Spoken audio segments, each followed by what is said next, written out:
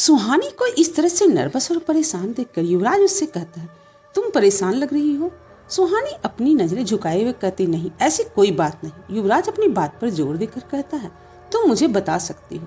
सुहानी मायूस होकर कहती, सर एग्जाम प्रीपोन हो गया है। पहले मैंने कॉलेज 3 महीने लेट ज्वाइन किया था और अब एग्जाम भी 15 दिन पहले हो रहे हैं। अगर मैंने 95% स्कोर नहीं किया तो मेरी स्कॉलरशिप चली जाएगी, फिर मेरी आगे की पढ़ाई। ये कहते कहते सुहानी रुक जाती है और उसकी आंखें नम हो जाती है। सुहानी युवराज से नजरें नहीं मिला रही थी क्योंकि वो युवराज को अपनी आंखों के आंसू नहीं दिखाना चाहती थी। युवराज गौर से सुहानी को देखते हुए उसकी बातों को सुन रहा था। सुहानी को ऐसे परेशान देखकर उसे बुरा भी लग रहा था क्योंकि वो अभी जिस प्रॉब्लम में थी उसकी वजह खुद युवराज ही था। कुछ देर खामोश रहने के बाद युवराज कहता, डोंट वरी, तुम एग्जाम में अच्छा परफॉर्म करोगी, तुम्हारी स्कॉलरशिप कहीं नहीं जाएगी। युवराज की इस सिंपैथी से सुहानी का मूड बिल्कुल भी नहीं बदलता, वो बस उदास होकर वहीं खड़ी रहती है। तभी उसकी नज़र युवराज के दाएं हाथ पर जाती है। वो देखती है कि युवराज के हाथ में अभी भी वही रुमाल बंधा हुआ था जो कल रात सुहानी ने बांधा था। सुहानी बिना कुछ सोचे युवराज का हाथ पकड़कर उस चोट को देखने लगती। युवराज एक पल के लिए चौंक जाता है। सुहानी युवराज के हाथ में बंधे उस रुमाल को निकाल देती है। युवराज ने अब तक उसकी ड्रेसिंग नहीं कराई थी। सुहानी युवराज के उस चोट को देखते हुए कहती, आपने अब तक इसकी ड्रेसिंग क्यों नहीं कराई। सुहानी की आवाज में युवराज के लिए फिक्र थी। युवराज सुहानी के सवाल का कोई जवाब नहीं देता, लेकिन उसकी नजर अभी भी सुहानी के चेहरे पर ही थी। सुहानी का इस तरह युवराज की परवाह करना उसे एक अलग एहसास दे रहा था। इस बात से अनजान सुहानी अपने बैग से एक छोटा सा फर्स्ट एड किट निकालती है। वो अपने बैग में हमेशा एक फर्स्ट एड किट रखती थी। सुहानी दवा लेकर युवराज के उस चोट पर लगाना शुरू कर देती है। युवराज के जख्म काफी गहरे थे क्योंकि उस साये ने पूरी ताकत से उस चाकू को सुहानी पर फेंका था। अगर युवराज ने वो चाकू नहीं पकड़ा होता तो वो सोच भी नहीं सकता था कि उस बार से सुहानी की क्या हालत होती। इस वक्त सुहानी का पूरा ध्यान युवराज की चोट पर था और युवराज का ध्यान सुहानी पर। युवराज के चोट की ड्रेसिंग करते हुए सुहानी अचानक से रुक जाती है। ये देखकर युवराज कहता है, क्या हुआ। सुहानी युवराज से कहती, युवराज सर, आप तो किसी भी चोट को 1 सेकेंड में ठीक कर सकते हो, तो आपने अपने हाथ की इस चोट को ठीक क्यों नहीं किया। युवराज सुहानी के इस सवाल का कोई जवाब नहीं देता। सुहानी फिर से कहती, युवराज सर, मैंने आपसे कुछ पूछा है। युवराज इधर उधर देखते हुए कहता है, वो मैं इसे बाद में ठीक कर लूंगा। युवराज सुहानी के हाथों से अपना हाथ हटा लेता और आगे कहता है, मुझे कुछ जरूरी काम है। युवराज पीछे मुड़ता और अपनी कार की तरफ बढ़ जाता है। सुहानी युवराज के इस अजीब बर्ताव को बस देखती रह जाती है।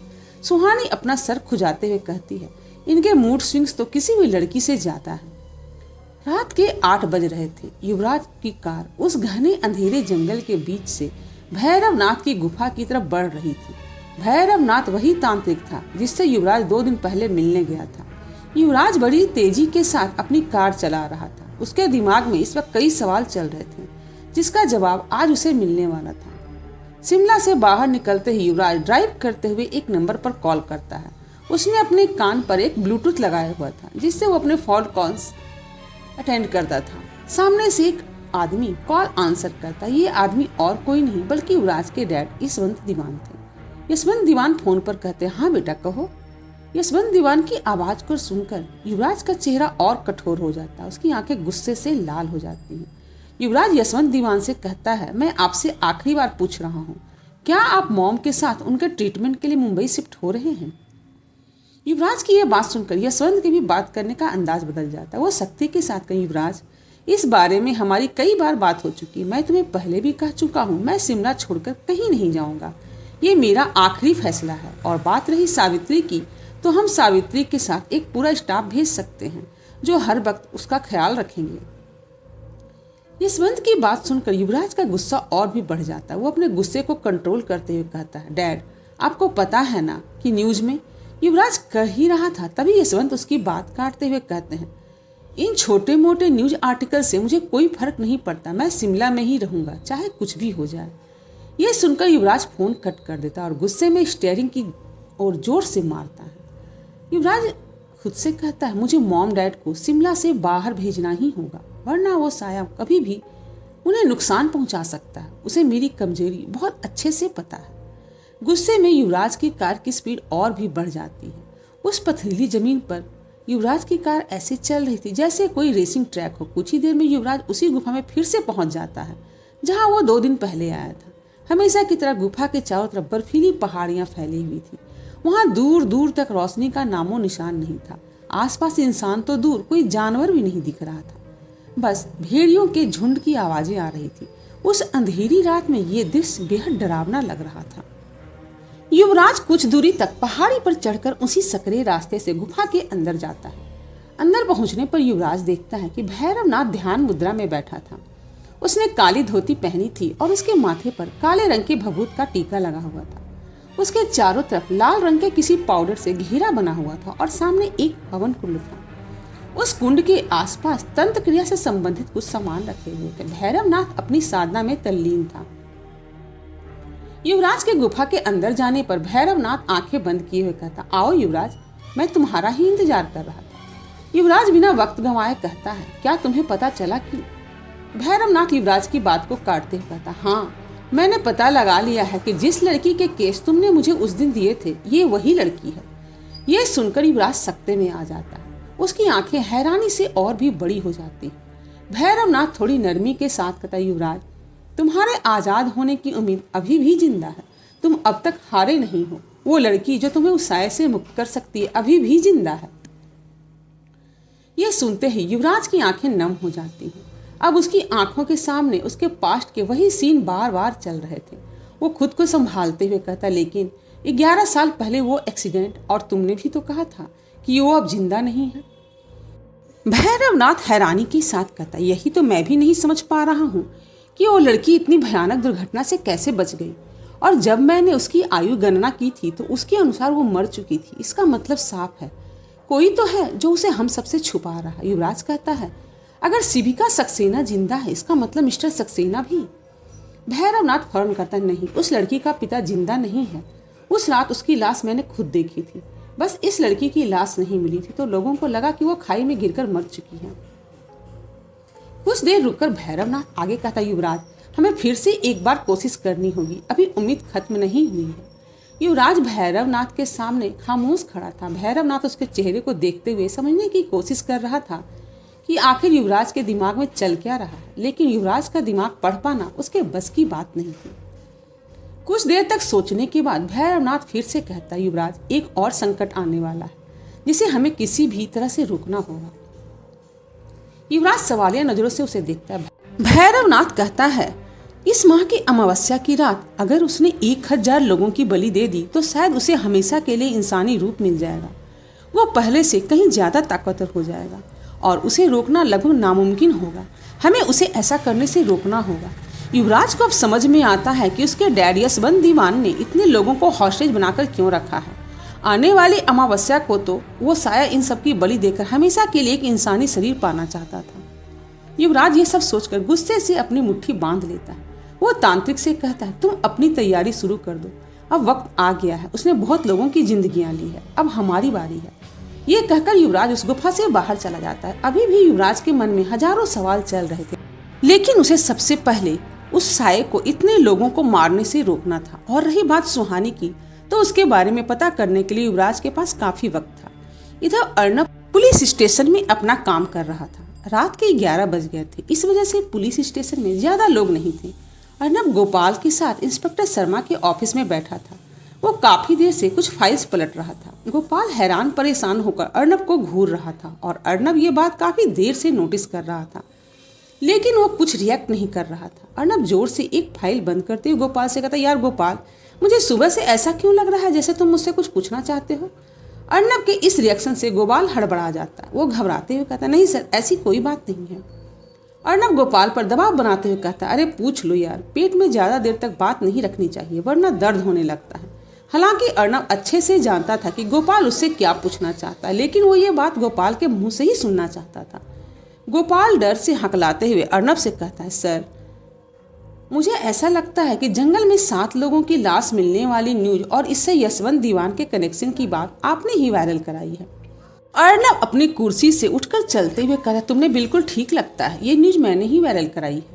गोपाल हैरानी से अर्नब को देखते हुए पूछता है, लेकिन क्यों सर? ऊपर से तो हमें इस न्यूज को दबाने के इंस्ट्रक्शन मिले थे ना। अर्नब गोपाल को समझाते हुए कहता, गोपाल, हमें ऊपर से इस न्यूज को दबाने के इंस्ट्रक्शन इसीलिए मिले थे क्योंकि इस केस में बड़े बड़े लोग इन्वॉल्व हैं। इस केस को सॉल्व करने के लिए ना तो हमें ऊपर से सपोर्ट मिल रहा था, न ही एक काबिल टीम। हर वो कोशिश की जा रही थी कि ये केस बाहर ही ना आए। अब जबकि ये केस सबकी नज़र में आ गई है तो अब ये सॉल्व करने का प्रेशर ऊपर के ऑफिसर्स पर भी आ गया है। अब तुम देखना कैसे हमें ऊपर से सपोर्ट भी मिलता है और एक टीम भी। अर्नब के ऐसा कहते ही उसके मोबाइल में एक नोटिफिकेशन आता है, जिसे देखकर अर्नब के चेहरे पर स्माइल आ जाती है। वो मुस्कुराते हुए गोपाल से कहता, देखा गोपाल, न्यूज वायरल होने का कमाल। कल सेंट्रल गवर्नमेंट की एक टीम हमारी मदद के लिए आ रही है। ये खबर सुनकर गोपाल के चेहरे पर भी स्माइल आ जाती है और मुस्कुराते हुए कहता, क्या बात है सर, आपका दिमाग तो चाचा चौधरी से भी तेज चलता है। तभी अर्नब का मोबाइल बजता है। इस बार अर्नब के पास एक प्राइवेट नंबर से कॉल आया था। अर्नब कॉल रिसीव करके कहता, hello, ASP Arnab Singh here. इतना कहने के बाद अर्नब एक शब्द भी नहीं कहता, वो बस कॉलर की बात को बड़े ध्यान से सुन रहा था। गोपाल भी उत्सुकता के साथ अर्नब को ही देख रहा था। कुछ देर बाद अर्नब कॉल कट कर देता है। कॉल कट करते ही अर्नब के चेहरे पर एक प्यारी सी स्माइल आ जाती है और मुस्कुराते हुए कहता है, ये हुई ना बात। अगर आप मेरी कहानियों को एंजॉय कर रहे हैं तो चैनल को लाइक भी कीजिए, शेयर भी कीजिए और सब्सक्राइब तो जरूर से करें, जैसे कि मेरे नए एपिसोड डालते ही आप तक सबसे पहले पहुंच सकें।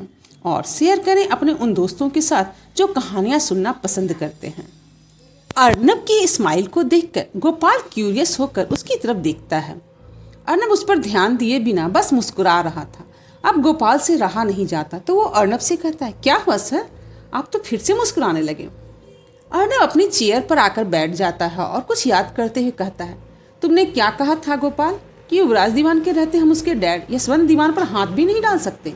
गोपाल अपनी बात पर टिका रहता है और कहता, हाँ सर, युवराज दीवान किसी को भी अपने परिवार को नुकसान पहुंचाने नहीं देगा। उसकी मर्जी के बिना हम यशवंत दीवान तक कभी नहीं पहुंच सकते। गोपाल की बात सुनकर अर्नब अब हल्की हंसी के साथ कहता है, चलो देखते हैं इस बार युवराज अपने डैड को मुझसे कैसे बचाता है। ये कहते हुए अर्नब की आंखों में अलग ही चमक थी, जिसे गोपाल समझने की कोशिश कर रहा था लेकिन समझ नहीं पा रहा था। अगले दिन युवराज दोपहर के समय सेंट थॉमस कॉलेज पहुंचता है। कल से कॉलेज के एग्जाम शुरू होने वाले थे, इसलिए आज कॉलेज की छुट्टी थी, लेकिन गिनती के कुछ स्टूडेंट्स आज भी कॉलेज में दिखाई दे रहे थे, जो अपने किसी न किसी काम की वजह से आए थे। युवराज को भी कल के लिए तैयार किए कुछ क्वेश्चन पेपर चेक करने थे, इसलिए वो भी कॉलेज आया था। वैसे युवराज को ये सब करने की कोई ज़रूरत तो नहीं थी, लेकिन उसे ऐसा करना अच्छा लगता था। स्टूडेंट्स को पढ़ाना उसकी हॉबी थी। ऐसा करते हुए वो अपनी प्रॉब्लम्स को कुछ पलों के लिए भूल जाया करता था। युवराज एक फाइल में पेपर्स ले जाकर लाइब्रेरी में उसे चेक करने बैठ जाता है। वैसे ये सारा काम वो अपने ऑफिस में भी कर सकता था, लेकिन लाइब्रेरी खाली होने की वजह से युवराज यहाँ आ गया था। अपना काम खत्म करने के बाद वो फाइल साइड में रखता है और खुद एक बुक निकाल कर पढ़ने लगता है। लाइब्रेरी में कोई भी नहीं था, वहाँ बिल्कुल खामोशी थी। युवराज पूरे कॉन्सेंट्रेशन के साथ वो किताब पढ़ रहा था। तभी उसे एक धीमी सी आवाज़ सुनाई देती है। वो आवाज़ सुनकर युवराज थोड़ा चौंक जाता है, क्योंकि लाइब्रेरी में उसके अलावा कोई भी नहीं था। युवराज क्यूरियस होकर अपने आसपास देखता है, लेकिन वहाँ कोई भी नहीं था। वो धीरे धीरे आवाज़ अब तेज होने लगती है। युवराज जब उस आवाज़ पर गौर करता है तो उसे पता चलता है ये किसी लड़की की सिसकने की आवाज़ थी। उस आवाज़ को सुनकर युवराज अलर्ट हो जाता और वो गौर से सुनने की कोशिश करता कि आवाज़ कहाँ से आ रही है। अब युवराज को वहाँ कुछ गड़बड़ लग रहा था। वो आवाज़ लाइब्रेरी के फर्स्ट फ्लोर से आ रही थी। युवराज उस आवाज़ का पीछा करते हुए फर्स्ट फ्लोर की तरफ जाता है। फर्स्ट फ्लोर में बुक सेल्फ ज़्यादा थे और स्टडी स्पेस कम। फाइनली युवराज उसके सोर्स तक पहुँच जाता है। वो देखता है कि फर्स्ट फ्लोर के एक स्टडी टेबल पर सुहानी बैठी थी। उसके सामने 5-6 बुक्स खुले हुए हैं और वो उन बुक्स को देखते हुए रो रही है। युवराज सुहानी को लाइब्रेरी में ऐसे अकेले रोते देखकर परेशान हो जाता है। वो कहता है, सुहानी क्या हुआ, तुम यहाँ अकेले बैठकर क्यों रो रही हो। सुहानी अचानक से युवराज को वहाँ देखकर हड़बड़ा जाती है। वो पहले तो अपना चेहरा छुपाकर अपने आंसू पोंछती है। इसके बाद वो चेयर से उठकर कुछ कहने की कोशिश करती है, लेकिन वह कुछ कह नहीं पाती। युवराज सुहानी की ये हालत देखकर उसके पास जाता है। वो सुहानी के कंधे पर हाथ रखकर उसे बैठाते हुए कहता है, रिलैक्स, तुम पहले शांत हो जाओ। युवराज को भी अब सुहानी की फिक्र हो रही थी। उसे सुहानी का इस तरह अकेले रोना बेचैन कर रहा था, लेकिन हमेशा की तरह वो बिल्कुल शांत दिख रहा था। सुहानी को बैठाने के बाद युवराज एक चेयर अपनी तरफ खींचकर उस पर बैठ जाता है। सुहानी की आंखों से अभी भी आंसू बह रहे थे जिसे वो बार बार पोंछ रही थी। सुहानी युवराज के सामने रोना नहीं चाहती थी, लेकिन वो अपने आंसू को रोक भी नहीं पा रही थी। युवराज अपने पॉकेट से रुमाल निकालकर सुहानी की तरफ बढ़ा देता है। सुहानी थोड़ा एम्बेरस होकर वो रुमाल ले लेती है और अपने आंसू उससे पोंछती है। आंसू पोंछने के बाद सुहानी उसी रुमाल से अपनी नाक भी पोंछने लगती है। अपनी नाक पोंछते हुए सुहानी की नज़र युवराज पर जाती है। तभी उसे याद आता है कि ये रुमाल तो युवराज का है। वो परेशान होकर एक बार रुमाल को तो एक बार युवराज को देखने लगती है। ये मोमेंट सुहानी के लिए काफ़ी एम्बैरेसिंग था। वो नर्वस होकर युवराज से कहती, सर मैंने ये रुमाल आपका गंदा कर दिया, मैं ये रुमाल आपको धोकर वापस कर दूंगी। सुहानी के ऐसा कहने पर युवराज को हंसी आ रही थी, लेकिन वो अपनी हंसी छुपाते हुए सीरियस एक्सप्रेशन के साथ कहता है, कोई बात नहीं, तुम इसे रख सकती हो। शर्म के मारे सुहानी अपनी नजरें भी नहीं उठा पा रही थी। अब सुहानी का रोना बंद हो गया था, लेकिन वो अभी भी सिसक रही थी। युवराज सुहानी की तरफ देखते हुए कहता है, क्या बात है, तुम कल शाम को भी परेशान लग रही थी और आज भी। तुम मुझे बता सकती हो क्या हुआ है? सुहानी मायूस होकर कहती है, सर मैंने कॉलेज लेट ज्वाइन किया था, इससे भी पहले मेरा सिलेबस मिस हो गया था। बाकी सारे सब्जेक्ट तो मैंने कवर कर लिए हैं, लेकिन हिस्ट्री अभी तक बचा हुआ, इसे मैं आने वाले वीक में कंप्लीट करने वाली थी, लेकिन इसका एग्ज़ाम तो कल ही है। अब मैं 15 दिन का टारगेट कुछ ही घंटों में कैसे पूरा करूं? 95% तो दूर, मुझे लगता है कल के एग्ज़ाम में मैं फेल ही हो जाऊंगी। फिर मेरी स्कॉलरशिप भी चली जाएगी और मुझे कॉलेज छोड़ना पड़ेगा। सुहानी ये सब एक ही सांस में कह देती है और युवराज उसे देखता रह जाता है। सुहानी के चुप होते ही युवराज उससे कहता है, तुम पहले थोड़ा शांत हो जाओ। सुहानी जवाब देती, सर शांत कैसे हो जाऊं? इन बुक्स को देखकर मुझे चक्कर आ रहे हैं, समझ नहीं आ रहा कि क्या पढूं और क्या नहीं।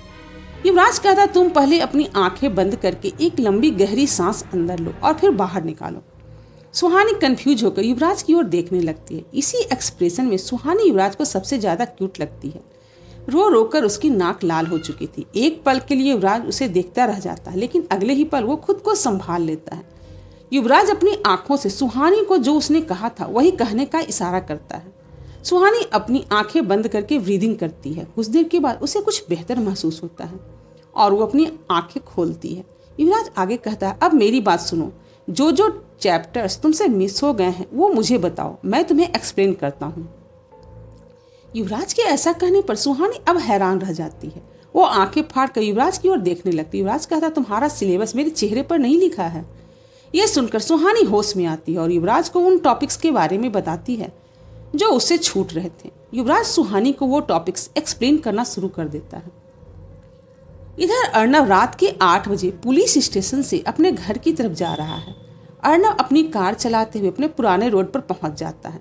उस अंधेरे रोड पर अर्नव की कार स्पीड में चल रही थी और वहां रोशनी के नाम पर सिर्फ कार की हेडलाइट जल रही थी। वो रोड हमेशा की तरह बिल्कुल सुनसान था।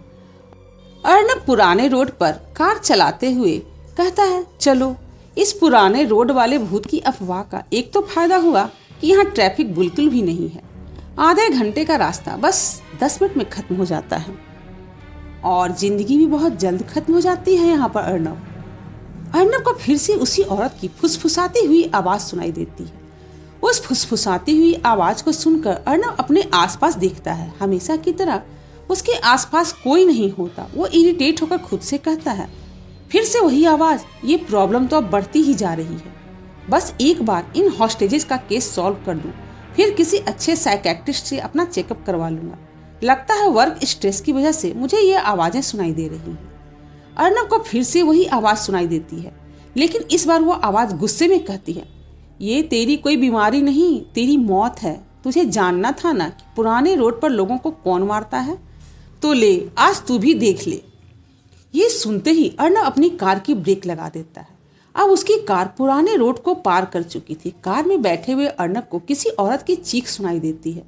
अर्नव फिर से पूरे कार को चेक करता है, लेकिन कार के अंदर कोई भी नहीं था। धीरे धीरे चीखने की वो आवाज बढ़ती ही जा रही थी। वो आवाज किसी भी इंसान को बेचैन कर देने वाली आवाज थी। अब अर्नव के लिए उस आवाज को सह पाना मुश्किल होता जा रहा था। उस तेज आवाज से बचने के लिए अर्नव अपने दोनों हाथों से अपने कान बंद कर लेता है। कान बंद करने के बाद भी वो आवाज बिल्कुल भी कम नहीं हुई, बल्कि बढ़ती ही जा रही थी। अर्नव को यह समझ में ही नहीं आ रहा था कि उसके साथ ये क्या हो रहा है। अपना कान बंद किए हुए ही वो कार से बाहर निकलता है और चारों तरफ तिलमिलाते हुए देखता है, लेकिन दूर दूर तक उसे कोई भी नहीं दिख रहा था। अब वो आवाज इतनी तेज हो चुकी थी कि अर्नब के कान के साथ साथ उसके सर में भी बहुत तेज दर्द हो रहा था। कुछ ही पलों में उसके कान से खून बहने लगता है। अर्नब उस आवाज को और बर्दाश्त नहीं कर पाता और रोड में बेसुध होकर गिर जाता है। अर्नब उस सुनसान सड़क पर बेसुध होकर पड़ा था और उसकी आंखें हल्की सी खुली थी। उसे वहां कुछ भी साफ साफ नहीं दिख रहा था।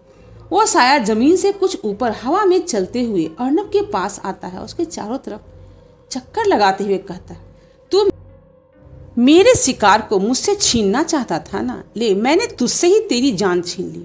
अभी मेरी शक्तियां कमजोर हैं, वरना आज मैं तुझे इससे भी बदतर मौत देती। कुछ ही समय बचे हैं तेरे पास, अब तुझे कोई नहीं बचा सकता। ये कहकर वो साया वहां से चला जाता है। अर्नब अपनी धुंधली आंखों से उस साये को देख रहा था। उसे उस आवाज की वजह से अर्नब का दिमाग अब सुन्न पड़ चुका था। उसे कुछ भी समझ में नहीं हो रहा था कि उसके साथ क्या हो रहा है। उसकी सांसें भारी होने लगी थी। ऐसा लग रहा था जैसे बस अब उसकी जान निकलने ही वाली है। तभी उस सुनसान सड़क पर एक बाइक की आवाज सुनाई देती है और कुछ ही देर में वहां एक बाइक आकर रुकती है। उस बाइक पर कोई हेलमेट लगाए बैठा था। उसने ब्लैक जीन्स और ब्लैक लेदर जैकेट के साथ हाफ ग्लव्स भी पहन रखा था। उस बाइक पर बैठा इंसान नीचे उतरकर अर्नब की तरफ बढ़ता है। अर्नब के पास पहुंचकर वो अपना हेलमेट निकालता है। वो राइडर एक लड़की थी। वो लड़की अर्नब को देखते हुए कहती है, उसका एक और शिकार। उस लड़की का ड्रेसअप किसी बाइक राइडर की तरह था। उसका रंग दूध की तरह गोरा था और उसके कर्ली बाल काफी दिखने में खूबसूरत लग रहे थे। वो लड़की अर्नब के सिर के पास जाकर घुटने के बल बैठ जाती है और वो लड़की अर्नब से कहती है, इस बार उसने तुम्हें अपना शिकार बना लिया। अर्नब की आंखें हल्की खुली हुई थी। उस लड़की की नजर अर्नब के कान से बहते हुए खून पर जाती है। वो अर्नब की तरफ झुकती है और अपने दोनों हाथ अर्नब के दोनों कान पर रखती है और फिर अपनी आंखें बंद कर लेती है। कुछ देर के बाद वो अपनी आंखें खोलकर अर्नब के कान से अपना हाथ हटा देती है। उस लड़की के ऐसा करते ही अर्नब की आंखें खुलने लगती है। अर्नब को देखकर ऐसा लग रहा था जैसे उसके बेजान शरीर में किसी ने जान डाल दी हो। वो धीरे धीरे अपनी आंखें खोलता है। गाड़ी की हेडलाइट की रोशनी से उसे उस लड़की का धुंधला सा चेहरा दिखता है। अर्नब अपनी पूरी ताकत लगाकर धीमी सी आवाज में उससे कहता है, कौन हो तुम? लड़की उठकर कहती है, मैंने तुम्हारी जान बचाई। मेरा यह एहसान तुम पर उधार रहा। अब जाओ, कम से कम आज रात के लिए तुम उस साये से सुरक्षित हो। ये कहकर वो लड़की अपनी बाइक पर बैठकर वहां से चली जाती है। अर्नब रोड पर पड़े हुए ये सब देखता रह जाता है। इधर युवराज अभी तक सुहानी को लाइब्रेरी में पढ़ा रहा है। युवराज एक मोटी सी हिस्ट्री की बुक को बंद करते हुए कहता है, हो गया तुम्हारा सिलेबस खत्म, अब तुम एग्जाम के लिए पूरी तरह से तैयार हो। सुहानी भी गहरी सांस लेते हुए कहती है, हाँ फाइनली मुझे नहीं लग रहा था कि मुझसे ये हो पाएगा। Thank you so much sir. Yuvraj कहता है, अगर रात को उस साये के पीछे ना जाती और पढ़ाई किया होता तो ये सब कब का खत्म हो जाता। ये सुनकर सुहानी शर्मिंदा हो जाती। वो आगे कहता है, तुम बहुत अजीब हो सुहानी। सुहानी कहती है, आपको ऐसा क्यों लगता है? युवराज जवाब देता है, तुम उस साये से लड़ने चली जाती हो लेकिन एक मामूली से सेमेस्टर एग्जाम से डरकर रोने लगती हो। सुहानी चिढ़कर कहती है, वो साया मुझसे मेरी स्कॉलरशिप नहीं ले सकता जो कि ये एग्जाम ले सकता है। युवराज सुहानी की आंखों में देखते हुए कहता है, वो तुम्हारी जान ले सकता है। सुहानी बेपरवाह होकर कहती है, वो मुझे नहीं मार सकता। सुहानी की ये बात सुनकर युवराज के एक्सप्रेशन डार्क हो जाते हैं। वो क्यूरियस होकर पूछता है, वो साया तुम्हें क्यों नहीं मार सकता? सुहानी तपाक से कहती, क्योंकि आप हैं ना मुझे बचाने के लिए। सुहानी का जवाब सुनकर युवराज एक पल के लिए ब्लैंक हो जाता है। वो सुहानी के जवाब को इग्नोर करके कहता है, क्या तुम जानती हो कि वो तुम्हें क्यों मारना चाहता है? सुहानी कुछ सोचते हुए कहती, हाँ शायद मैं जानती हूँ। युवराज फौरन करता है, क्यों? सुहानी कहती, उसने सृष्टि को मार दिया था क्योंकि वो आपसे प्यार करती थी। शायद वो मुझे भी इसीलिए मारना चाहती है क्योंकि मैं। ये कहते हुए सुहानी खामोश हो जाती है। कहानी अगर पसंद आ रही हो तो चैनल को लाइक करें, शेयर करें और सब्सक्राइब करें और बेल आइकन भी दबा दें जिससे कि आने वाले एपिसोड आप तक सबसे पहले पहुंच सके। Thanks for watching.